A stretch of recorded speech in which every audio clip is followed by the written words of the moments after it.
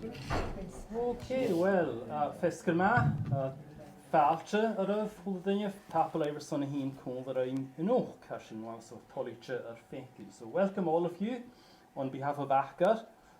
It's great to have you with us, and Acair tonight are very proud to be celebrating the launch of this new book, The Whalers of Harris by Ian Hart.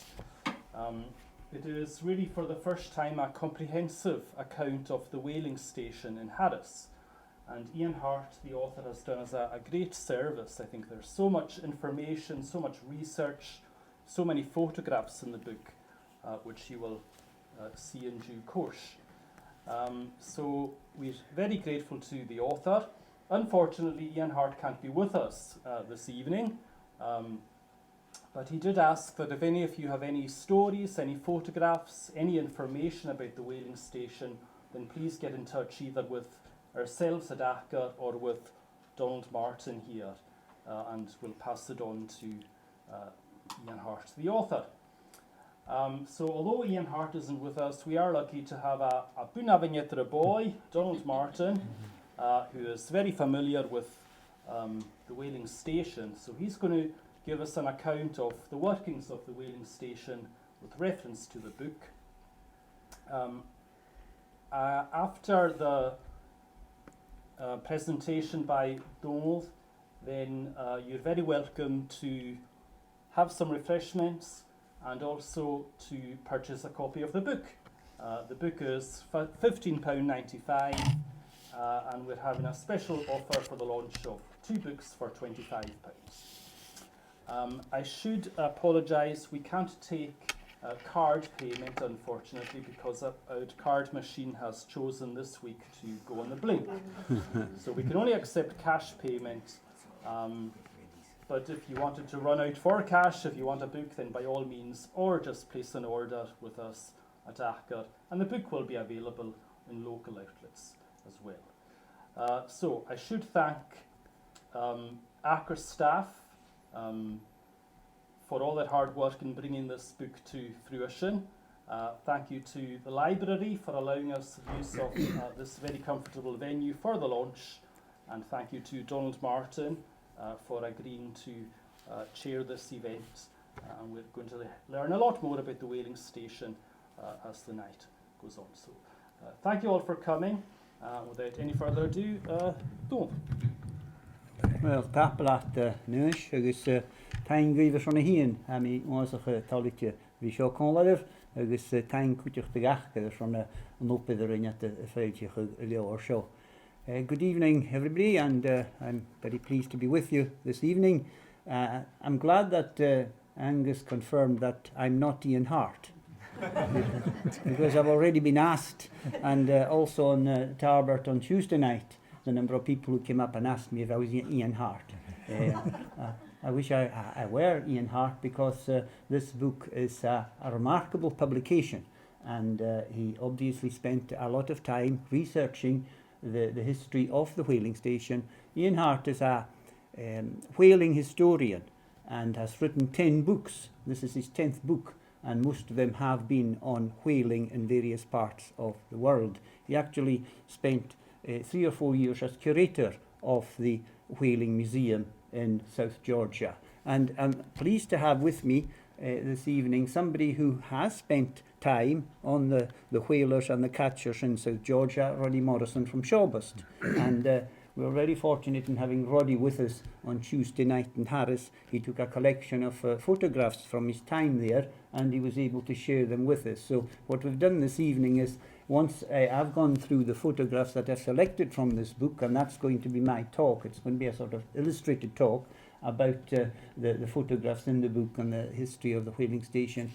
Roddy will have 3 or 4 photographs that he wants to talk about, and you'll be able to see the similarities between the whaling stations in South Georgia and the whaling station in Bunavoneader. And of course there's a strong connection between the islands and islanders and whaling in South Georgia and the Falklands. Yeah.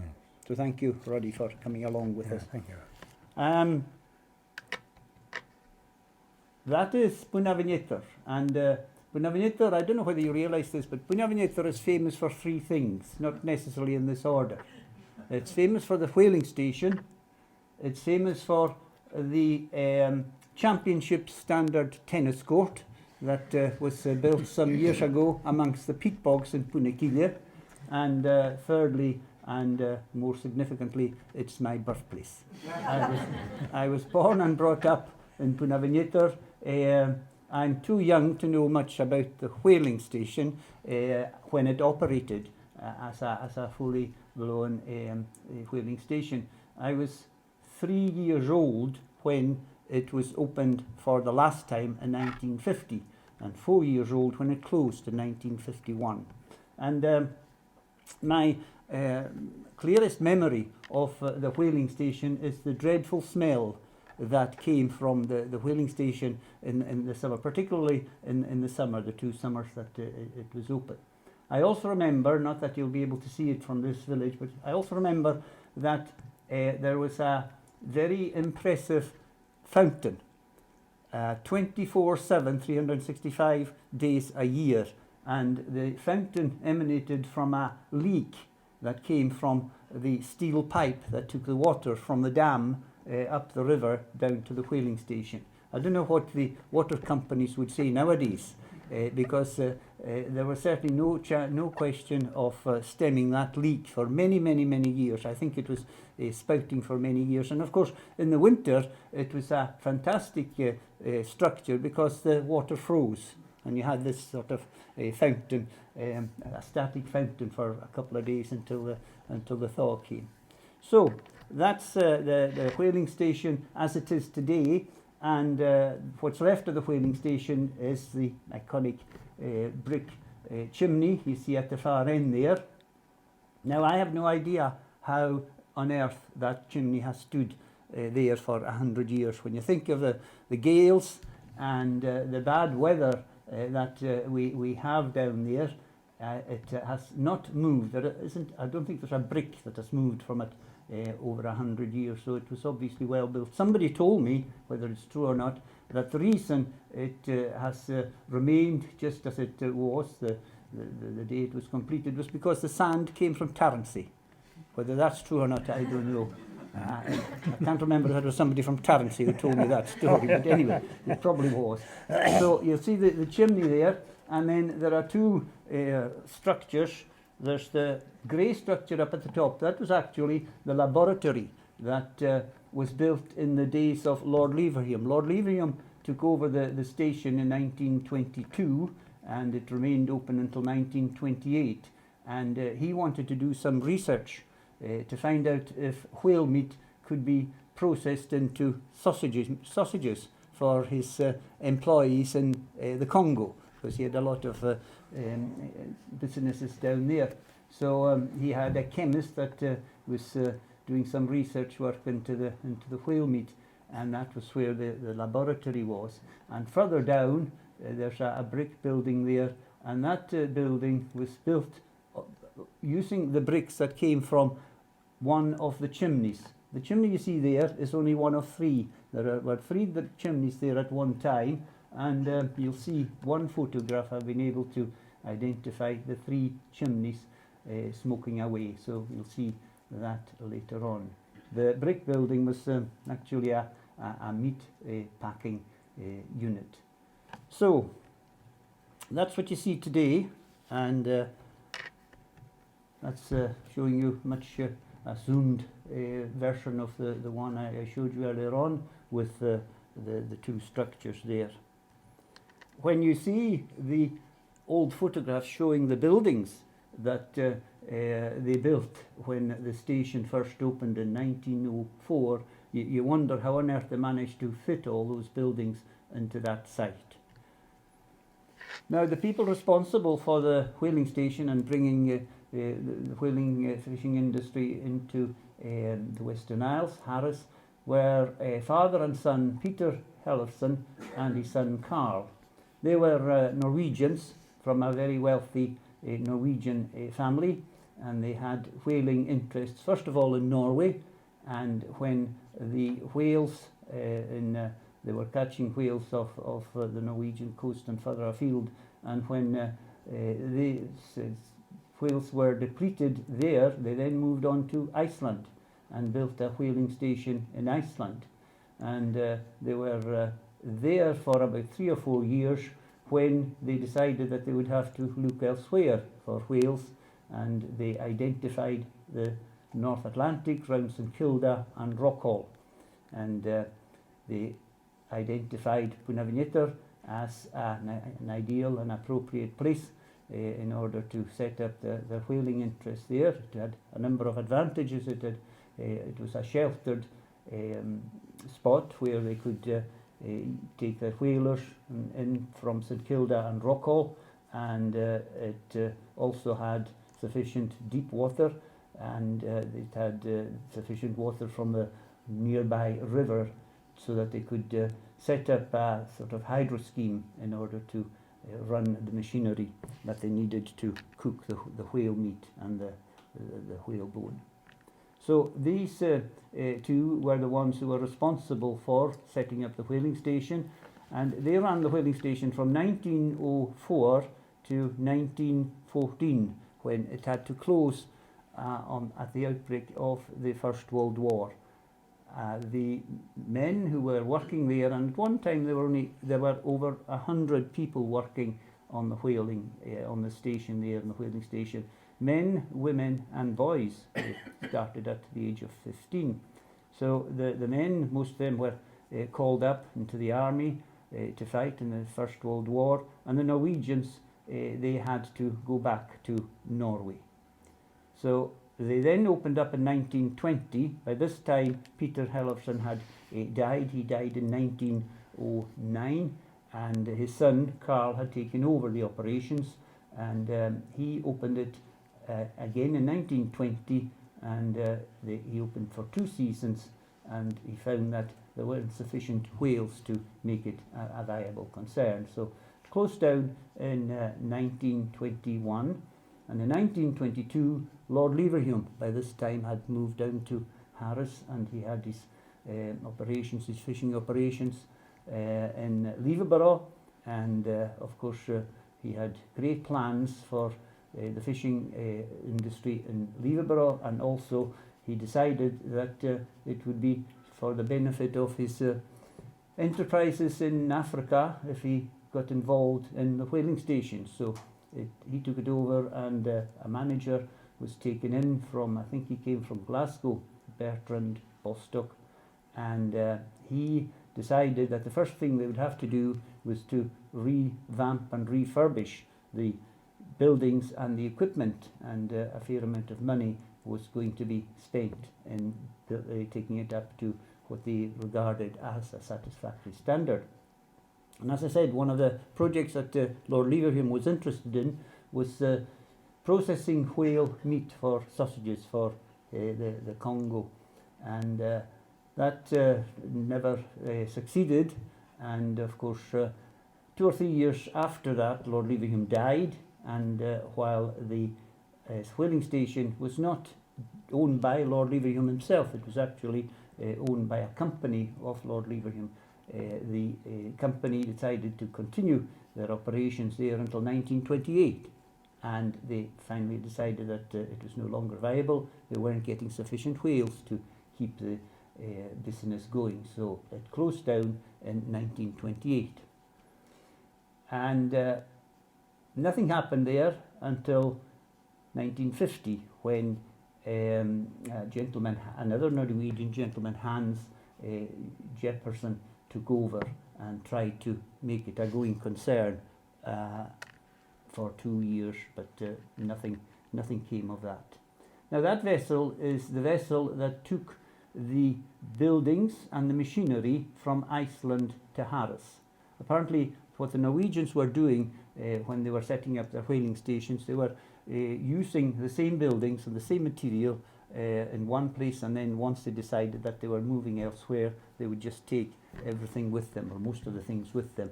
And that was the vessel that took the original materials and the original machinery to Bunavoneader in 1903/04. The first season that it was in operation was in 1904. The Norwegian partnership got a lease of the land of 7.5 acres from Sir Samuel Scott, who was acting on behalf of his late father, Sir Edward Scott, who was the owner of North Harris at that time. And apparently the cost of setting up the whaling station in 1904 came to £11,000. And of that £11,000, £6,030 was spent on buying the 2 catchers. The rest was the buildings and the equipment. Most of the buildings were, I think, £100. That was the price given for each of the buildings, and the machinery was about £935. Now, that was £11,000. In today's terms, that would be the equivalent of 1.5 million. That was a plan which Ian Hart himself prepared, showing the various structures that were in the whaling station when it opened in 1904, and this plan was prepared in, I think it was 2006, for a survey that was carried out for the Royal Commission on Ancient and Monuments, and it was put together following information from a gentleman who worked on the station in 1920, and in 2006, when this plan was put together, he was 90 years old, and his name was Donald Ewan MacLeod from Leachting, Dock, some of you will know him. And as a result of that plan was prepared, and it's on one of the pages in the book. You'll see that there's a couple of buildings there that may be of interest. Barracks, that was built in order to accommodate the workers. There were about 85 men working who needed accommodation. Apparently some of them were from Lewis, and I did a programme for ILSFM many years ago, and after the programme a gentleman from Shawbust phoned up and said that he remembered his grandfather working on the whaling station, and he was walking from Bunavoneader after 4 o'clock on a Saturday afternoon, because they did their shifts until 4 o'clock on Saturday afternoon, and walking from Bunavoneader 4 o'clock to Shawbust. And on Sunday midnight, after the services were over, and after the Sunday was over officially, they walked back. He walked back, and he was picking up somebody from Briasker. Now, I mentioned it to Roddy when I met him at the beginning of the month at another event, and Roddy told me that that gentleman was actually a neighbour of yours. Do you want to say something about? Well, yes, he was. He told me about what was happening, the way they were walking, leaving on Sunday night. He arranged for this person from Priestley to meet him at a loch out on the moor, and the two of them used to walk all the way to this station at Bunavoneader, and after walking all that distance, they worked a full day's work after that.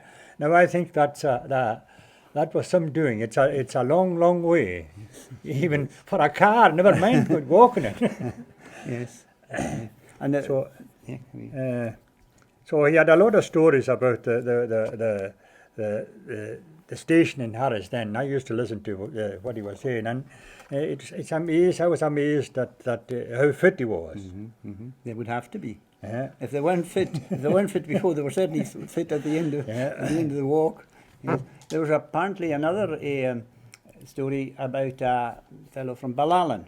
I was speaking to somebody a fortnight ago, and she said that she remembers her father, who worked at the whaling station in the 20s, and she remembers her father telling her that he just couldn't understand why the Lewis workers were homesick in Harris in the whaling station, and I can't figure out why either. You weren't homesick when you were in South Georgia, were you? No. Well, I was sick, but it wasn't homesick. So there you are. Incidentally, if there's anybody in the audience who has anything to contribute, an interesting story, I take it there's nobody here who was working in Bunavoneader whaling station even in the 50s. No, I wouldn't have thought so. But obviously, you may have some family connections, relatives that you know who were working either in the whaling station in Bunavoneader many years ago, or even in South Georgia. Oh, yeah. Oh, there's somebody there now. My father worked in the 1952 time. He worked at that whaling station. He was on one of the boats. Oh, yes. And I have some photos. I don't know if this man has already got them, but there's some photos here. Well, that's excellent. We'll have a look at them afterwards then. Yeah. And he said that he walked from Blackscale to the job when he first got the job. Oh, goodness me. As well. That's further away than Shawbus.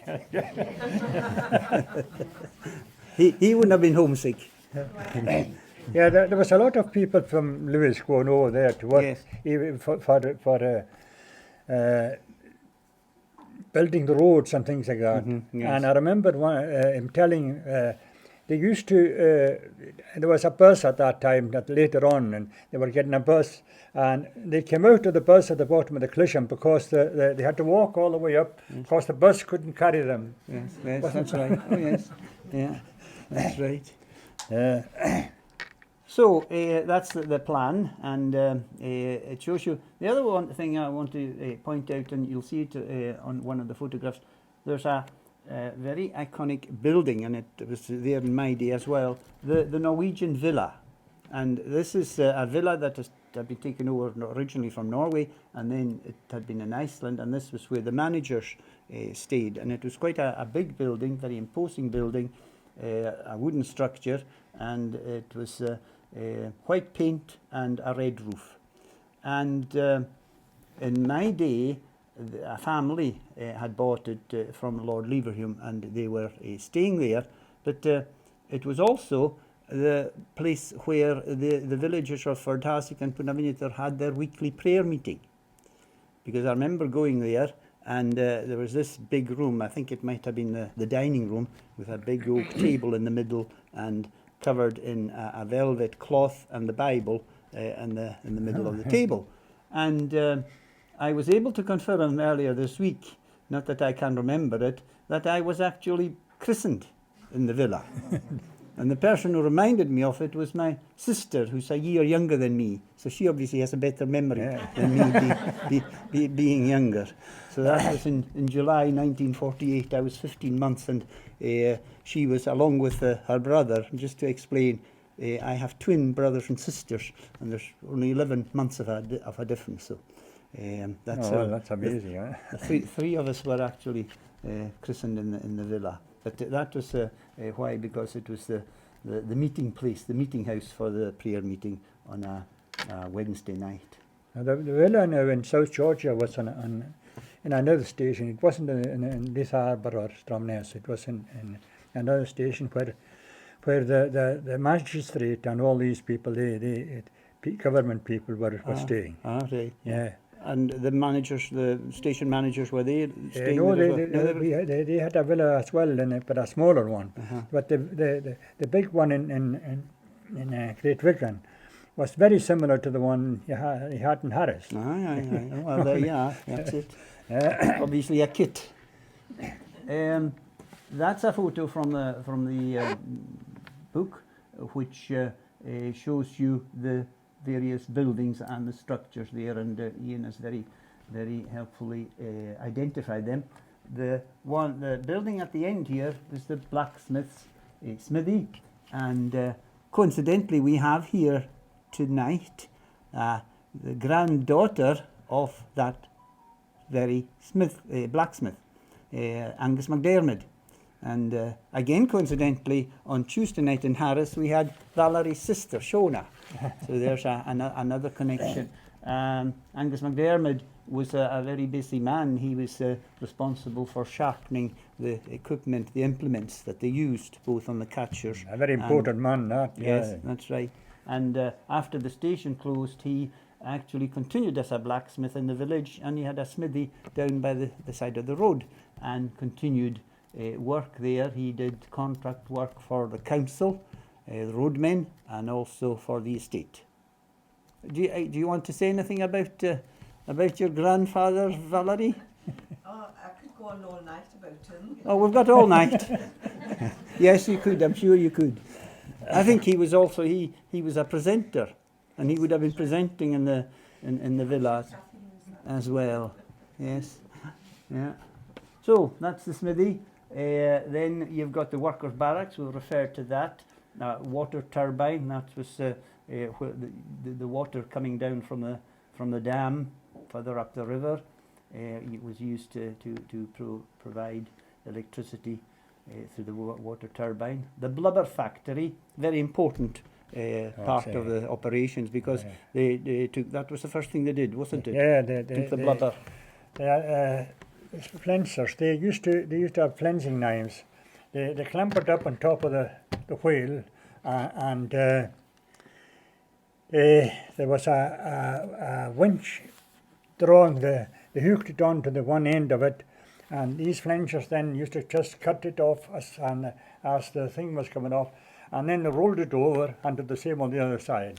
And that went down into the kettles for boiling, and then they started the bone sawmen started sawing the other bits, and that was boiled as well. All the oil was taken out of it, and then it was broken up, and it was used as what they called gohana. It wasn't really gohana, but that's what they called it. It was a bone meal, and it was used. We used to get cargoes of that back home here. And was that for fertilizer and? Yes. Yes, there's a well, we saw the gohana factory there as well. That's it. That's the gohana factory. That's the one at the far end. And then the manager's villa, you can just see the roof of it there. You'll see a better picture later on. And the meat and bone factory. And you'll see a chimney there. That was not the chimney that you saw in the earlier photograph. That's not the one that's up there today. That was one that was built in 1905. And it was then subsequently knocked down, and the bricks were used to build some other structures. Now, this is not the entire area covered by the whaling station. There's a further area further down where they had the jetty. Where you see at the foot of the chimney there, that's the slipway. Yeah, you can the see a whale on the slipway. A whale on the slipway there. And the catchers, they came from Rockhollers and Kilda, and I understand that they used to anchor the whales in the bay in St Kilda and pump them with air. Well, they were pumped with air when they were caught. That's the first thing you did. You took them alongside, you stuck a hose into them and filled them with air, and stuck a flag in them, and with a strop that you could pick them up again and just drop them, and they were floating there, and you could go and chase some more whales, and that's what happened. At the end of the day, you started picking these up and drawing them back into the factory. Yes. Yeah. Now, some whales, you couldn't blow them up. Is that right? Yeah. Could you blow? I think I read somewhere that there were some whales that you couldn't blow up. Well, I never come across any of these. They must have been special habits once. Well, there's a whale there, a sperm whale. And, and this is it on the slip, on the plan, as they call it. That's it, the chimney there behind it, and imagine the size of that whale. Oh, yeah, it's massive. Yeah. How long would they take to slice it all up? And oh, it didn't take long. They were just like a conveyor belt. These people were up there with him, and then it went from one part of the ship. I was fishing for a factory ship. Right. It wasn't the island. We were down at the ice, down at the Enderby Land and the Weddell Sea and these places. We fed the factory ships, and the centre of the ship was it was called Hell's Gates.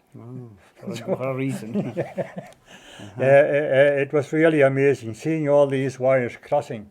I couldn't understand how accidents weren't happening. And people were very careful, really, in a way. There was no health and safety or anything like that. But no. I was amazed how I think many's a time I'm thinking how they managed to do that. I wasn't on the factory. I was on the wheel Yes, catchers most of the time. Yeah, yeah. I was on the factory as well, but I wasn't working. I was never working on the factory. No. Well, as So- you say, there no health and safety in those days, because when you see those people working on the station, no hard hats, no PPE.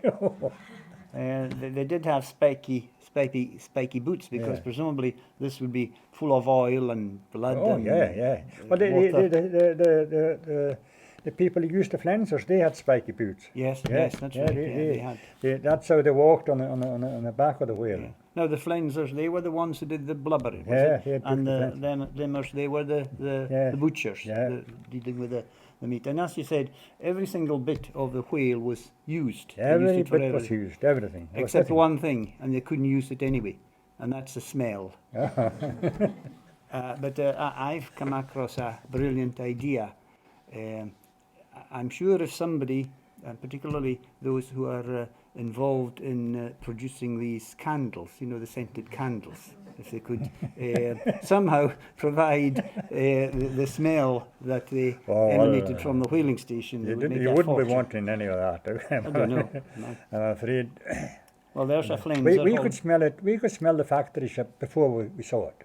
That's so. Yeah, if it depends on the wind was Yes, going. yeah. Yeah, you could smell it. You smell it before. Well, apparently somebody was telling me on Tuesday night in Tarbert that they could smell it in Tarbert. And Oh, I that's suppose 4 or so, 5 yeah. miles away. Yeah. Yeah. And of course, can you imagine those who were able to go home? There were no showers in those days either. That's a coloured postcard of the whaling station in 1907. That's a whale's tongue. What would they be doing with that? Well, they used all that, every bit of it. They used to, and Probably used it for an animal meal, pet food. And we used to get this whale steak. We used to have a big, just like a quarter bullock. We used to hang it on the mast, Uh-huh. and used to be hung there all the time. You went down there and it sliced whatever you wanted off it. To And- dry. Yeah, Uh-huh. it was dry on the outside, so you cut that off and threw it away. Uh-huh. And beautiful, big, beautiful steak, Uh-huh. red. Like a giant kebab. And What did it taste of? well, it was very good. If you had a good chef, a good cook, he could do a good job. They used to use it as frying steak as well. They used to have quite a lot of. It had a fishy taste of it, but it was really good. You got used to it. Uh-huh. Yeah. Yeah. Alistair, have you ever cooked a whale steak? These are things going, but never a whale. Well, that's your next challenge. Catch me a whale. Well, they used to make stews up with it with vegetables and that, Mhm. and it was very, very good. I think it was one of the best meals we had. The food wasn't very good anyway, but Well, you had to take it. yeah, had you to had to take take it, it. There was no way of. A lot of it was tinned anyway. Yes, Tinned food and Mhm. Norwegian fish balls and meatballs. Aye, yes. No sausages. No sausages. Well, there's the whalebone, and cleaning the whalebone. They were using the whalebone as well. Oh That was yes, they being were sent using off. these, yeah. And Corsets and all that. That's thing, right, yes. yeah. and that's the whalebone being packed for disposal. They had a vessel coming from Glasgow every so often, full of coal, because they needed a lot of coal for the whaling station, and also for the catchers themselves. And the vessel would dispose of the coal, and then it would go back filled with bags of guana and the whalebone, and also the meat and whatever else, the barrels of oil. Yeah. Now there's 4 fin whales waiting to be processed, 1, 2, 3, 4, and obviously they must have had a good haul that time, because they used to take, I think it was 2 on either side of the catcher. Well, we used to take 3, sometimes 4, but usually 3. That 3 on either side. That was a good. Good haul. You needed all your Yes. or you're proud to take that back to the factory. Sure. Yeah.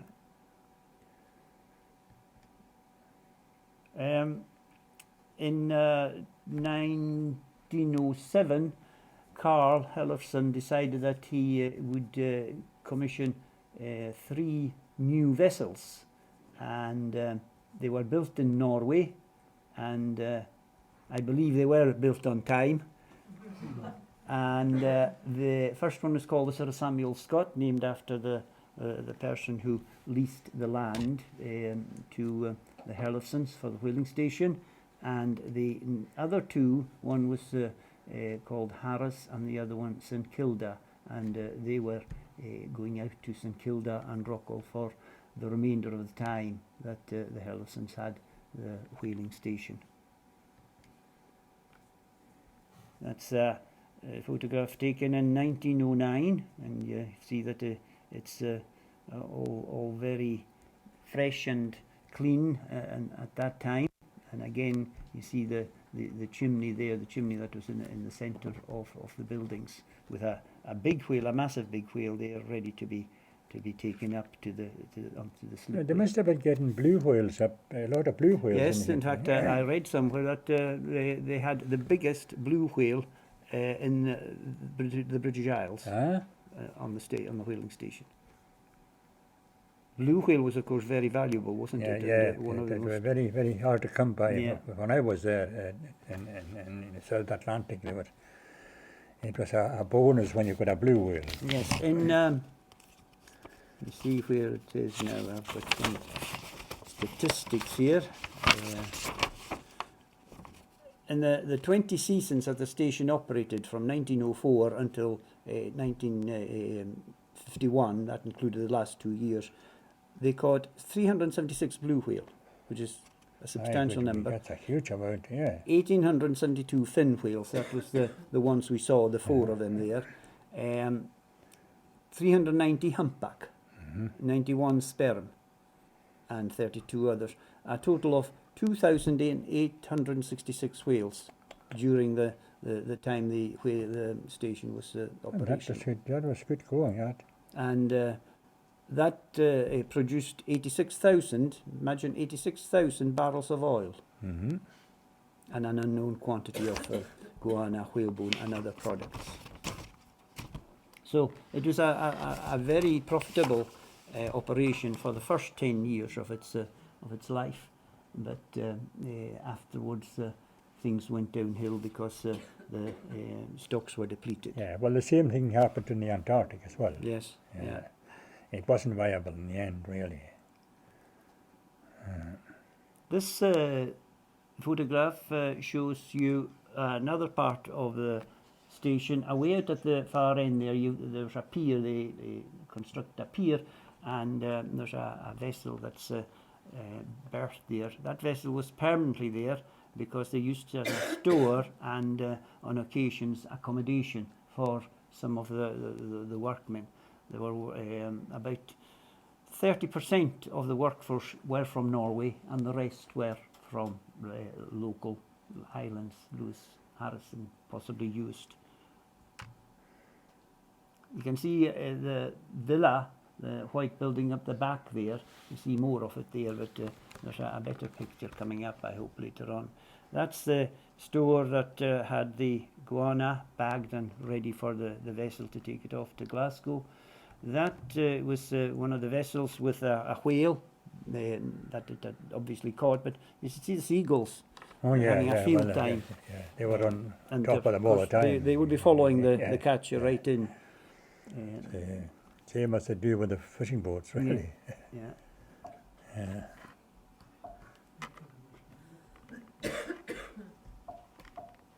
I'm stuck, Leanne. Or at least the vessel's stuck. Oh. Oh yes, Jeanette Tafla. Well, that's what you were talking about earlier on, Roddy. They've deblubbered it. That's they stood up on top of the thing and just flint with these big flinching knives. They're shaped like a curved, and they just run. They were skilled people. They were highly very paid. sharp. Yeah, They did their own. They have got one at home, and the Flenser's name stamp is on it with his name. Yeah. But you don't use it for whale, you use it for peats, don't you? You're Yeah, telling me I you use to it cut for the peats. cutting the peats. Yeah. Yeah, you see. Now, that's a postcard of the workforce, or part of the workforce. There's 75 people in that, on that postcard, in that photo. And it's in the book, so if maybe you want to have a look at it with a magnifying glass and see if you can identify anybody, any members of the family. But it's a very, very interesting photograph. This was taken round about 1907, 1908. Very difficult to identify anybody. Well, yes, from that one. But this Yeah. one is Oh, far yeah, better. This is one that was taken in the mid-20s. And in actual fact, on Tuesday night in Harris, we had somebody in the audience who identified her father from Ardharsik, Angus MacLeod, Morak Anishwalvik from Cleasamol. She was, from Miavag. And there was another person up at the back there, Donald Ewan MacLeod, Liachking. We mentioned him earlier on. He was the person who helped identify the structures that were on the whaling station in the 1920s. And Ian Hart, as Angus mentioned earlier, would like any further information you have, either on, if somebody could put names to those, then we'd be delighted to hear from you. And we'll have a look at the photographs that you've got later on at the end of the presentation. The gentleman there with the collar and tie, that's the manager that Lord Leverhulme had, Bertram Bostock. Now, this is the only photograph that I've seen that has the three chimneys. Two of the chimneys are operational, and the one in the middle doesn't seem to have any smoke or steam coming out of it. You can see the villa there in the middle between the two chimneys, the white building there, and it gives you an indication of how imposing a building it was. And further up there, you can see that's the main road from Bunavoneader right down to Amansea and Hushinish, and up there it's not very clear, but there's a whalebone arch that was erected in the 1910, and it was very similar to the whalebone arch that you see at Braga nowadays. In fact, we were at an event in Braga at the beginning of last month. They were commemorating the centenary of the whalebone arch, and we came to the conclusion that the whalebone arch at Braga was probably from a whale that managed to escape from one of the catchers that were coming into Bunavoneader. And of course the whale landed in Loch Namuchken in Braga. Gaunamuch in Braga. That's the back of our house. Yeah, well, I wasn't there then. No, I mean, another Mr. Morrison took advantage of it and acquired it, and it's now a popular tourist attraction in Braga. And they've done very well, the community there, because they've refurbished it recently. Oh, they did a good job of that as well. And you see the building, the house here. This was the site of the original school, Bunavoneader School. My father attended the school there, and it subsequently became the family home for the McKinnons. And it's still there today. It's been obviously renovated, and it's Benview, a la Murray and the family, they live there. Now there's a fin whale with all the seagulls, and in addition to the smell, you must also have been very noisy with all those seagulls hovering about. Oh, yeah. They had a good time that day with good feed. This is the whaling station away in the distance there from Ardharsik, and this was a fairly recent photograph taken in the 1950s, because the house, you see there, the big house just above the bay, that's currently Ardhasig House Hotel. It was in those days Duncan McCaskill's house, on a boundary. Now, this is 1950, just before Captain Jesperson came and opened the station for the last time. You can now see a better picture of the Norwegian villa in between the two chimneys. And the structure that you see there is the remains of the old pier. That was the vessel that Captain Jesperson took over from Norway, and he had it going out to St Kilda and Rockall. It's they're exactly the same vessels as we had for catchers. The catchers we had done in South Atlantic. Yeah, that's actually they were all built in Norway. Yeah, they were all built in Norway. And most of these catchers, they were Norwegian crew. Yes, they were all. The officers were all mostly Norwegian. Yes. There was a man from Bach. He was a second mate on one of them, and a boy from Edinburgh. That's the only ones that I knew. All the rest were you couldn't get promotion on these things. They always Norwegians. It was a closed shop. Oh yeah. And the gunner was the man. He was also he was the skipper. Yes, and he was Norwegian. Yeah, he was Norwegian. Yeah. Apparently, they wouldn't train anybody else. No. Well, on the gun. No. Well, the mate used to get sometimes he used to get a shot, but the gunners they were really they had to know their job. Oh yes, very skilled. They had to. Yes. And you can see you can get back. See that the rigging there. Yes, up there. You went from the bridge onto the catwalk, onto the rigging, and when the ship was rolled that way, you ran up so far till it stopped, and when it went the other way, you just hung on, and then you run. When it went the other way again, it was just like one walking on. Oh my goodness! Till you reached the top, and so that was done. An hour in the barrel, an hour at the wheel, an hour in the barrel, an hour at the wheel. And then you got an hour, 4 hours off if you weren't fishing, but if you were fishing, you got there was no hours off. So you could be going. I remember going 60 hours without going into the cabin. Oh my goodness! What? So it was hard work, but Sure was. and there was no cover on the bridge either. Everything was open. There was nothing above you. And it wouldn't have been a calm water either. It wasn't very seldom calm. Wouldn't it? That's incredible. Yes, it was an experience, and that I wouldn't have missed, but if I had more sense, I wouldn't have gone there. Yeah. The money must have been good, though. It wasn't all that good. Was it? No. It wasn't as good as people. The reason was saying it was good was you couldn't spend it anywhere. And you're talking about the hazards of going up and down the rigging in bad weather. Any disasters? No. Yeah. Well, there you are. Two more recent photographs there of the Empire Unitas. That's at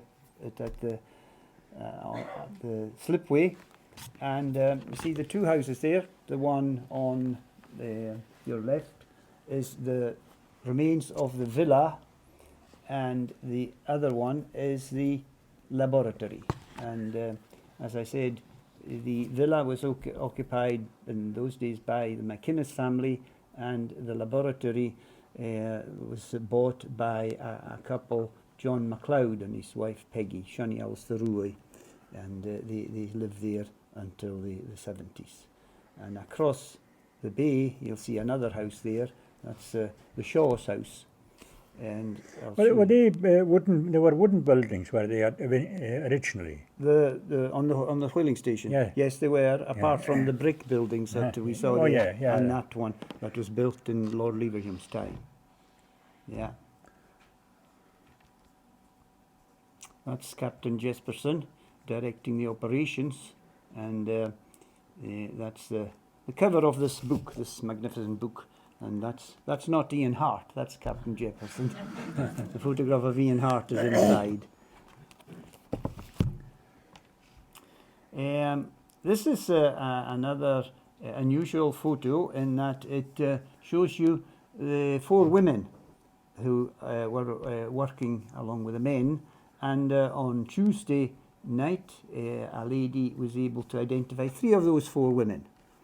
And for the benefit of the Harris contingent, I'll identify them for you if you don't know who they are. The lady at the back there, the tall lady in the white PPE or white frock, is we know her as Lua McKinnon, Inianora, Donald John McKinnon's sister. And the lady in the middle there, and I'm ashamed to say I didn't recognise her, but she's my auntie through marriage. She was married to my uncle Angie Martin, Chrissy McKinnon from Tarbert. And the lady behind her in the dark hair, it was her sister who identified these women. She's Rhoda Morak Rotti's sister, Rhoda Rotti from Ardhasik. And we're still trying to identify the 4th lady. So if anybody knows anything about the identity of the 4th lady, and of course the 3 men who are helping. Well, I was going to say helping them, but they're not helping them, they're standing watching. apart from one person who's making an attempt to help them. So there you have. That would have been things that they were taking into the packing plant by the looks of things. And that is the photograph taken from the villa, where the villa was, across the loch. And this is a very important part of the village, because this is where I was born and brought up. Oh, well, The Bunavoneader was only populated in the mid-1800s, and the first 2 families to come into the village were the Shaws and the Martins. And the buildings that they occupied in 1950 are shown there. The white building just up from the shore, it's no longer there. That used to be Callum and Angus Shaw's house. The one up on the other side of the road, up the hill, that dark building there, is currently occupied by Malcolm MacLeod, who is a descendant of the Shaws. The one in the middle was the home of that lady, my auntie by marriage, Chrissy McKinnon, Chrissy Martin. And that house is now sold, and it's a self-catering unit. And the house further next to it is our own family home. It's been renovated and replaced since then, but that was the situation in 1950. That was the side of the village where the 2 families were, the Martins and the Shaws. The other side of the village is where the wealthy people were. It's I refer to it as the Kirstoffer or the Bear's Den of Bunavoneader, where the McDermotts and the McKinnons and the McInneses lived, you see. So there you are. And that is the villa in a sorry state in 1954. See the wood is crumbling, and well, eventually I think the roof came off it, and it no longer exists there. 1957 I think it was demolished and taken up to Tarbert. A contractor had bought it, and I don't know what he would have done with the materials. I think maybe the contents of it was more valuable than the building itself. This is another important part of the history of the whaling station. It's Sam's Memorial. Carl Halterson, he was a very fond of animals, and he lived in the villa, which you've seen there in one of the photographs, and he had a dog, and he was very fond of this dog. The dog died in 1907, and in 1910 he erected this very imposing goodness. memorial. And as you can see, it's got a polished panel there, marble, and the inscription is all in Norwegian apart from Sam and the date, August 1907. And that memorial stone is still there. A lot of tourists go down to see it. And that is what the site contains today. Sadly, it doesn't look very great, but unfortunately there's a limit to what they can do with it. It belongs now to the North Harris Trust since the community buyout. And they commissioned somebody some 10 years ago, 15 years ago, to see what could be done with the site. And it's a scheduled ancient monument, designated as such by the Royal Commission of Ancient Monuments. And there's also Historic Scotland have an interest in it. And the report came up with a lot of proposals, interpretive centres and various other facilities to make it attractive for the tourists. But unfortunately, because it's a designated site, scheduled ancient monument site, Historic Scotland insists that anything that is done with it, the materials have to be taken in by sea. And the reason for that is they won't allow vehicles to go down the path that they used to have, the path going down to the whaling station, in case it disturbs something that's buried there from the old days. Now, it would cost a fortune to do anything substantial with it. But I still think that something should be done because, as I said, tourists go down to see the memorial, they go down to the chimney there, and they walk along what was the old platform, the old slipway. And as you can see there, it's very dangerous, it's hazardous. And something hopefully has to be done in order to secure it and make it a safe site. But it isn't very attractive at the moment. But that's it, it's part of history. And it's something that I think should be preserved. Oh, it should because be it's preserved, part of our local history and part of our. And people are interested in visiting there. I referred to the fact that some of the Lewis men were homesick when they were working on the whaling station. Well, Peter Herlofsson, he was also homesick because the book has a letter that he wrote to his niece in Norway in 1907. And I'll just read part of it to you. He says, "The older I get, the stranger I think that fate forces me to stay away from home and my loved ones, but it can't be otherwise. While in Iceland, I chose the earth under a big rock to be my grave if death should surprise me there. Fate had other plans for me. I moved on here to a land so barren and bare, only rocks, bogs and heather, not even a single green glen, nothing beautiful for the eye to rest on.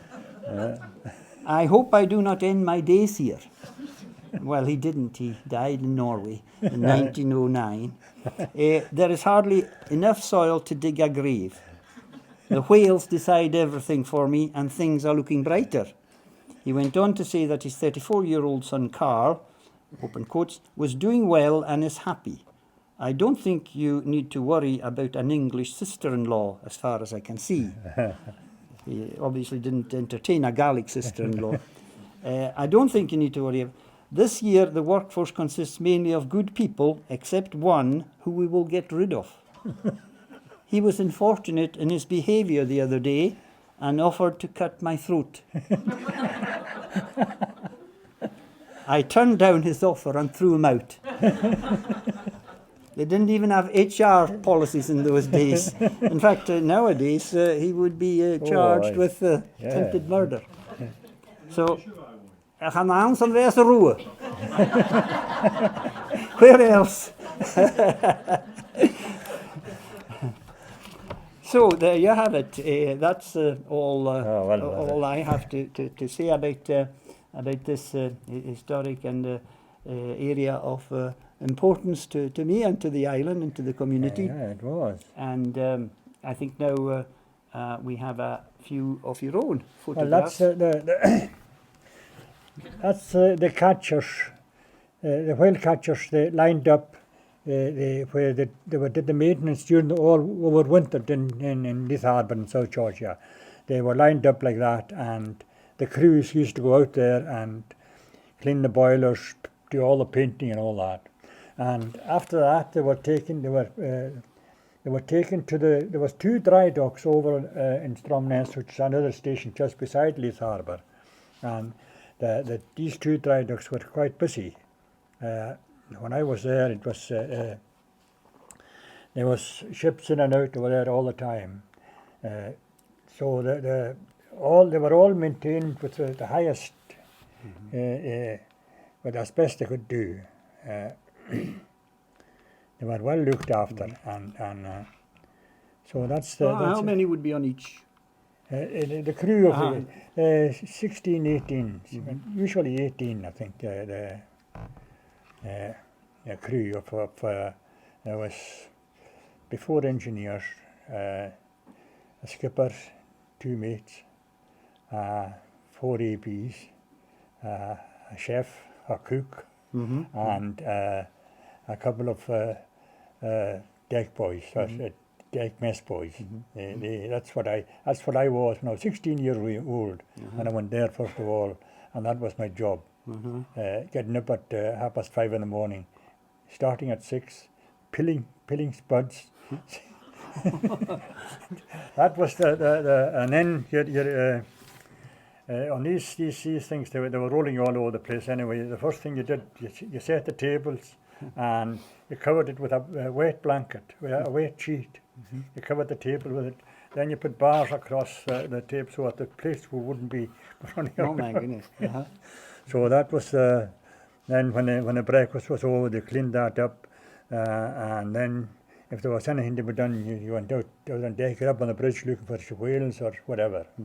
And you did that all day, till 10 o'clock at night. That's a long shift. Yeah, that was that every day. Yeah. 7 days a week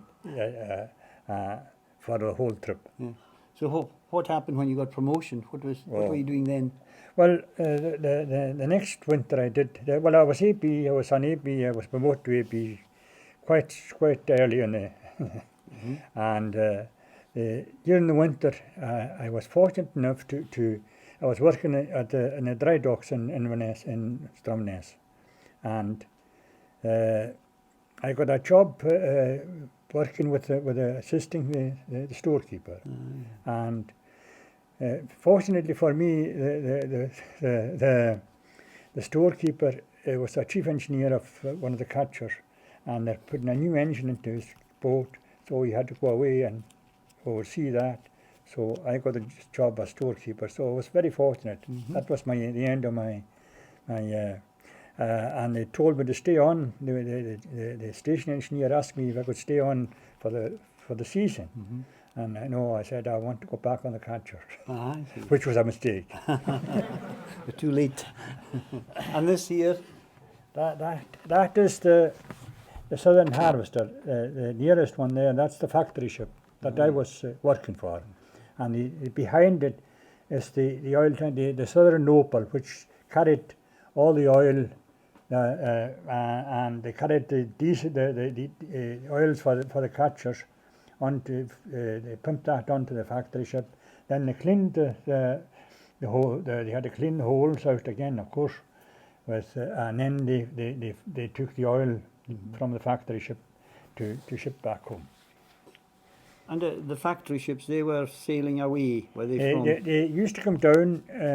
They sailed home, Yes. and then maybe halfway through the season. It depends on if it was a good season. There would be a lot of. There was no room to store the oil, so they used to come alongside the factory ships, and they used to pump take the oil off they used to do that every year.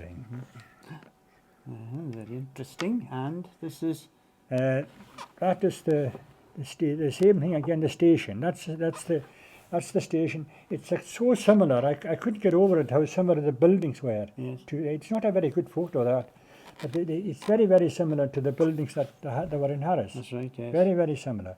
A two-story wooden chalets. We had two. There were big houses where all the men were shot, and it was 2 stories, and it was just accommodation only. The mess room sat down at the front here, and that's where you got fed. Yeah.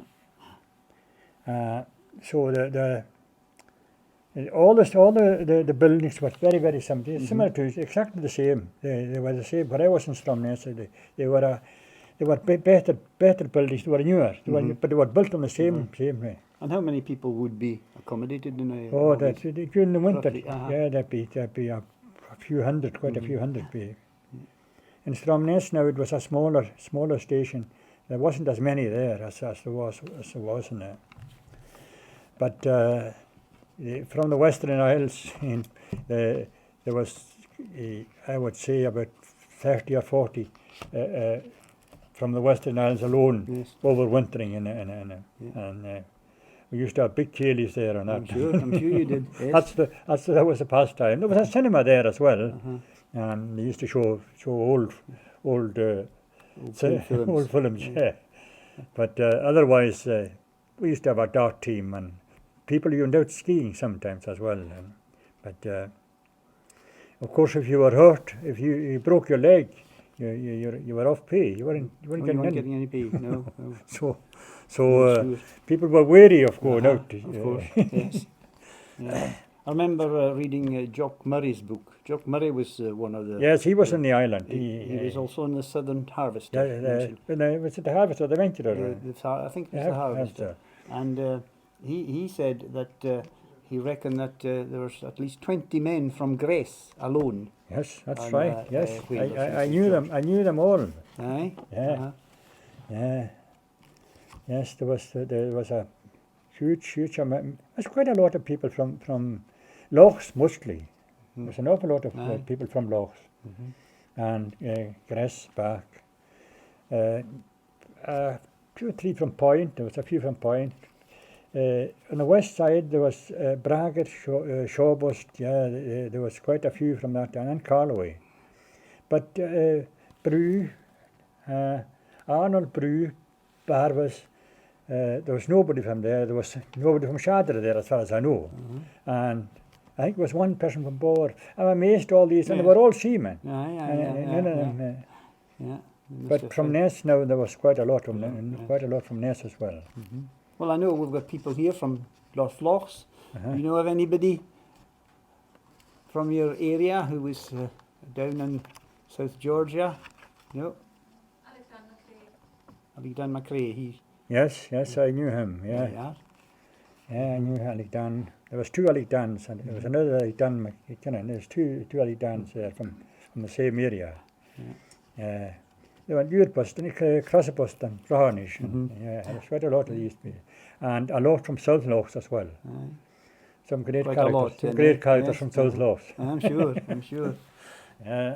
Any questions, any contributions anyone wants to? Aye, Malcolm. There was an Alexander McNair from Shawbust died in South Georgia. Yes, that's right. I remember. And there was 3 men lost in the Southern Harvester as well, including Spatcher from your own village, Shawbust. Yeah, well, they were lost. There was 3. Gassed or something. There were three gassed on the way home on the Southern Venturer. Yes.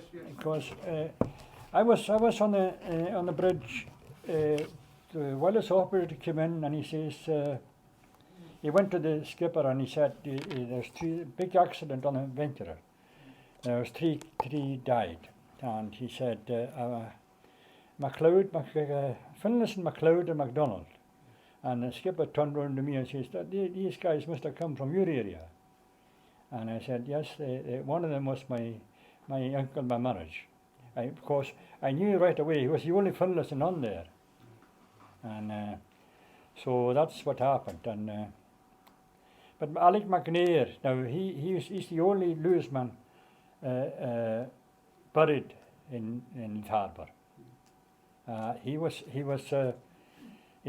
just like a 2-story building. He was going down the stair, and he slipped and his head hit the back of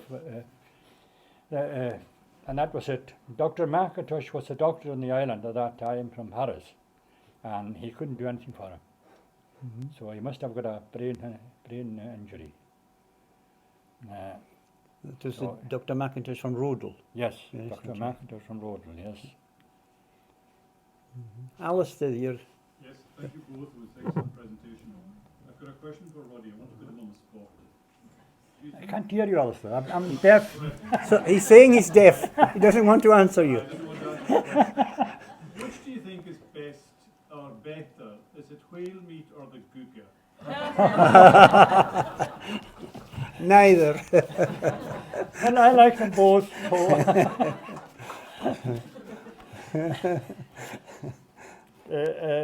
Another thing, I don't know if you'll be able to know how to do this. Bagaloo, did you ever hear of that? Bacalao. Like salt cod. It's salt cod. Yes, yes. They do it with sliced potatoes and vegetables and tomatoes, and they just boil that, and it's beautiful. Is the cod salted? Yes. Yes, Yes, right. salted cod, yeah, hard. The ones we used to get here for everybody had them in a pizza at one time. I'll put it in the column next week. I think I've got the menu somewhere. Yeah. I can remember. Well, later I'll have it. I don't know. You just eat it. Anyone else?